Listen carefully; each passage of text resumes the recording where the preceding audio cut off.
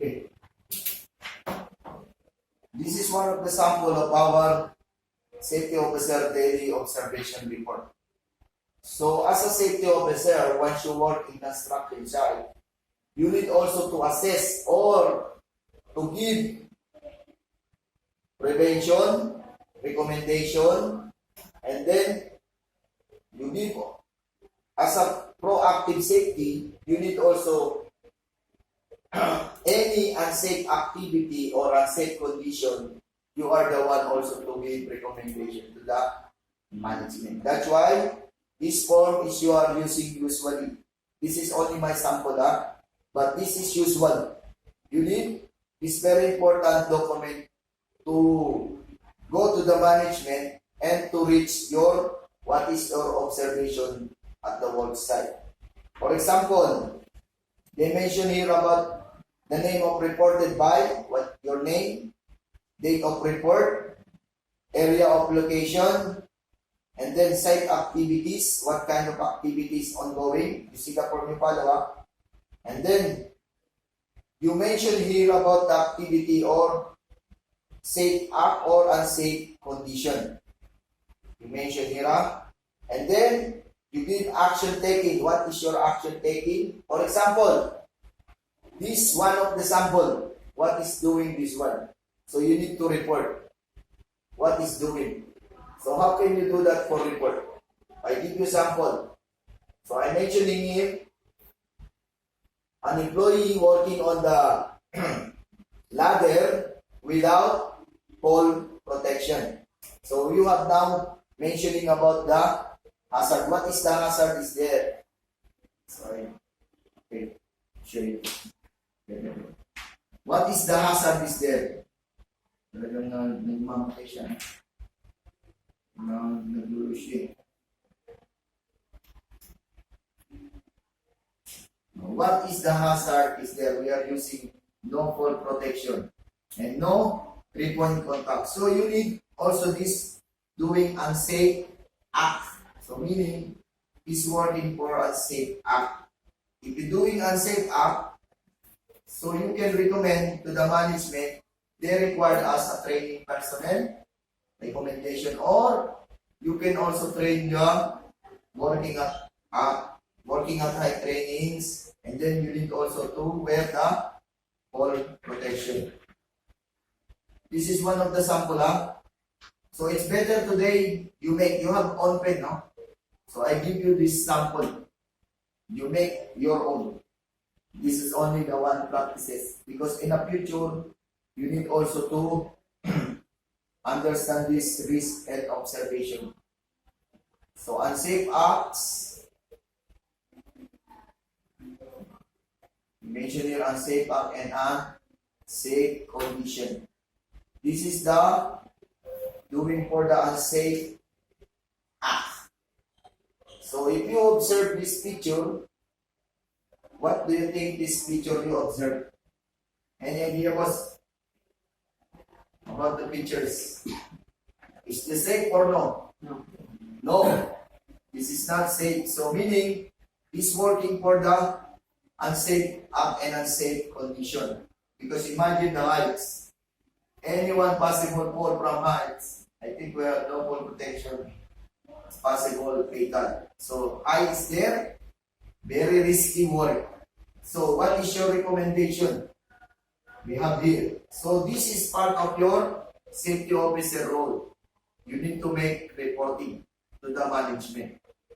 Because any activity given by foreman, engineer, you are the one also to assess if this one safe or no. So you can take picture and then making reporting sent to your management. That is your job for safety officer role. You need to raise. For example, what we gotta do is the proper way. So we need make a proper, we use equipment. What kind of equipment we are using? Man lift. So if they are using man lift, I think the worker is very safe. You understand what I say? So you recommend here about action taken recommendation. We can use man lift in the work site.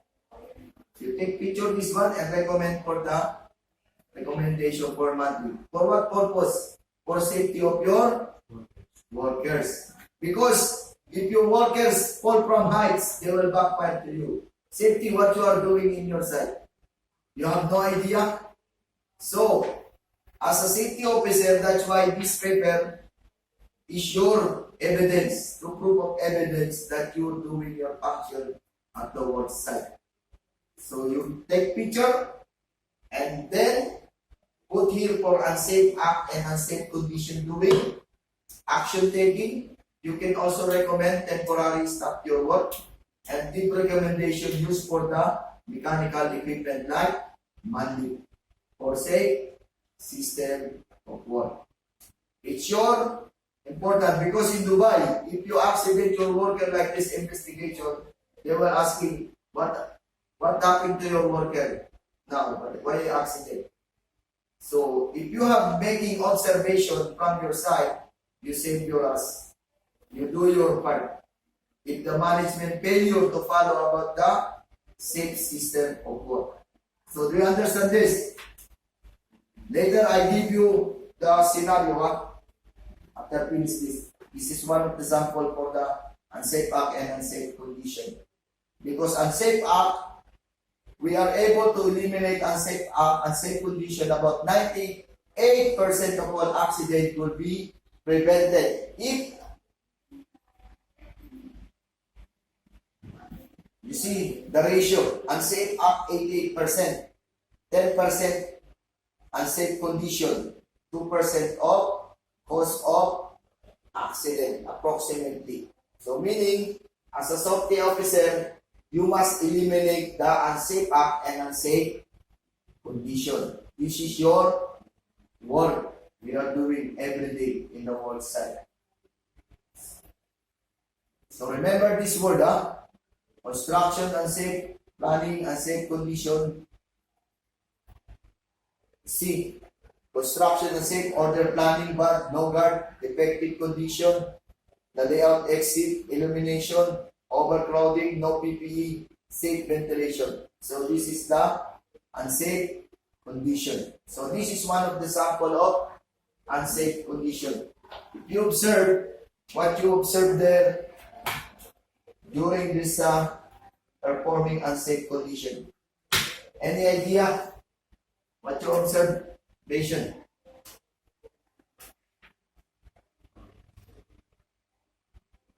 Any idea?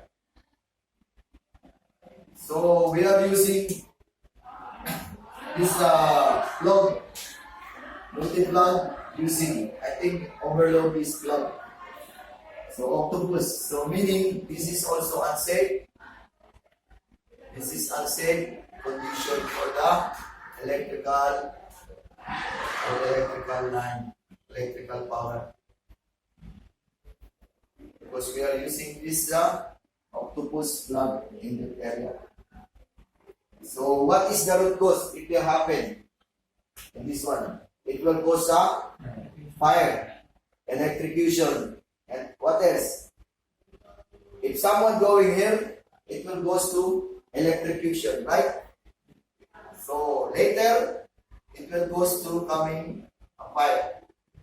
So as a safety, if you found this one, you need to give recommendation to the management. Take picture and then send who is the personnel involved. For example, the personnel involved, supervisor. Address to supervisor, engineer,